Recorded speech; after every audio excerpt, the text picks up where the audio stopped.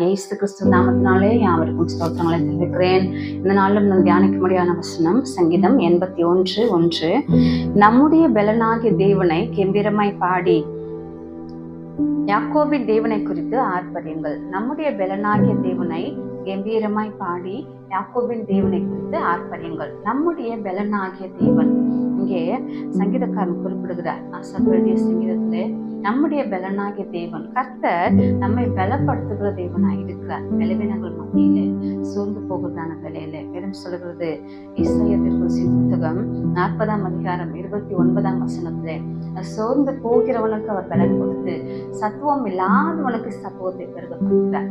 ஆகவே சோர்ந்து போகும் நேரம் எல்லாம் ஒருவேளை பல கஷ்டங்கள் மத்தியில, குடும்ப சூழ்நிலைகள் மத்தியில, வேலைகள் மத்தியில, மற்ற வெளியே அலுவல்கள் மத்தியிலே கூட நாம் சோர்ந்து போகும் பொழுது கர்த்தர் சோர்ந்து போக நமக்கு பலன் கொடுக்கிறவராய் இருக்கிறார்.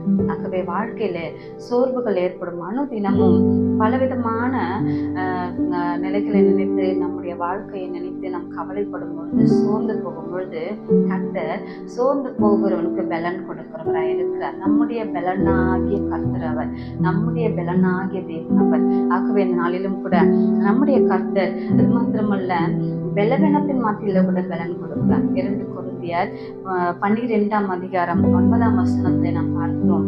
என் கிருபை உனக்கு போதும், பலவீனத்திலே என் பலம் பூரணமாய் விளங்கும் என்று சொல்லி கர்த்தர் சொல்கிறார். ஆகவே பலவீனத்திலே, நம்முடைய பலவீனங்களிலே கர்த்தர் நமக்கு பலன் கொடுக்க நல்லவராயிருக்கிறார். நம்முடைய பலனாகிய கர்த்தர் அவர். ஆகவே நாம் சோர்ந்து போகும்போது பலன் கொடுக்கிறவர், இந்த பலவீனத்தின் மத்தியிலே பலன் கொடுக்கிற கர்த்தர் எப்படிப்பட்டதான பலனை கொடுக்கிறார்? என்னாகமம் 23:22 காண்டாம் மிருகத்துக்கு ஒத்த பலன் அவர்களுக்கு உண்டு என்று சொல்லி நாம் வாசிக்கிறோம். ஆகவே காண்டாம் மிருகத்துக்கு ஒத்த பலனை கர்த்தர் கொடுக்கிறார். அது மட்டுமல்ல, ஏசாயா தீர்க்கதரிசியின் புத்தகம் 40:31 கர்த்தருக்கு நாம் காத்திருக்கும் பொழுது கழுகுகளை போல சிட்டைகளை அடித்து எழும்புவார்கள், அவர்கள் ஓடினாலும் விளைப்படையார்கள், நடந்தாலும் சோர்ந்து போகார்கள் என்று சொல்லி பார்க்கிறோம். ஆகவே கழுகுகளை போல செட்டைகளை அடித்து எழும்பத்தக்கதானவர்கள், உயர உயர எழும்பத்தக்கதாக, உயர உயர பறக்கத்தக்கதாக, நம்ம வாழ்வில உயரத்தக்கதான ஒரு பலனை கர்த்தர் நமக்கு கொடுக்கிறார்.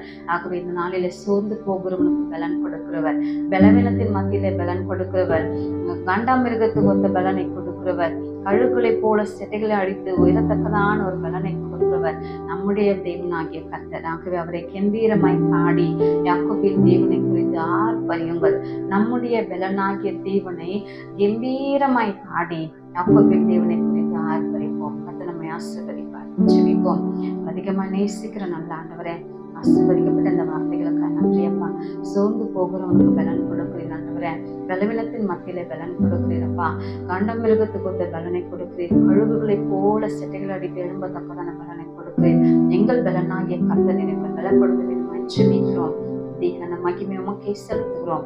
இப்ப இயேசு கிறிஸ்துவின் நாமத்தில் ஜெபிக்கிறோம். ஜீவனுள்ள நல்ல பிதாவே, ஆமென். God bless you all.